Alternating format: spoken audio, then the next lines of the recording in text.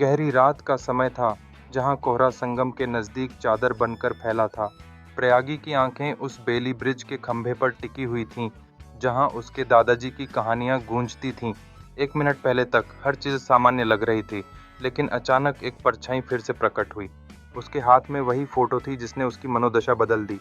उसे देखकर अनुभव हुआ जैसे अतीत खुद उसके सामने खड़ा हो गया हो। परछाई की गूंजती आवाज़ ने उसे और भी मानवीयता से जोड़ दिया। प्रयागी के दिल में विचारों का मेला लग गया था। उसने तुरंत परछाई से सवाल पूछा, तुम कौन हो? परछाई ने जो उत्तर दिया वो उसे आज भी अच्छे से याद है, जिसे तुमने कभी नहीं देखा, लेकिन वो हमेशा तुम्हारे आसपास रहा। कान यह रहस्यमय उत्तर मन में एक जिज्ञासा जगाने वाला था। अचानक परछाई ने जैसे ही गायब होने का निर्णय लिया, एक ठंडी सिहरन उसके रोंगटे खड़े कर गई। उसे समझ में नहीं आया कि वो क्या था, लेकिन वह चाह रहा था कि वो इसे खोजे। सुबह की ठंडी रोशनी इस घटना के रहस्य को और भी गहरा बना रही थी। प्रयागी ने अपने दादाजी के पुराने संदूक को खोलते वक्त में खो जाने की उम्मीद की। उसके अंदरों में पुरानी स्मृतियों की तलाशी करने के लिए उत्सुकता थी। जब उसने रजिस्टर खोला तो उसमें लिखा हुआ देखा, संगम का रहस्य 1967। यह एक महत्वपूर्ण मोड़ था, जिसमें न जाने कितनी कहानियां छिपी हुई थीं।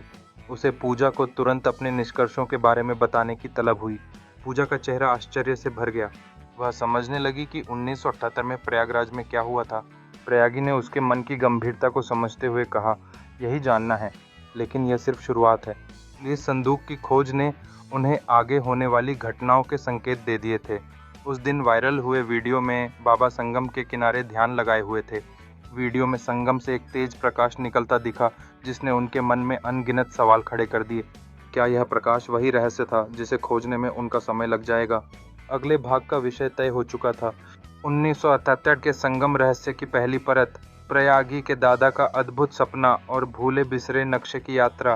क्या वे उस तीसरे संगम तक पहुंच पाएंगे, जिसके बारे में अनकही कहानियां केवल उन्हें ही सुनाई गई थीं?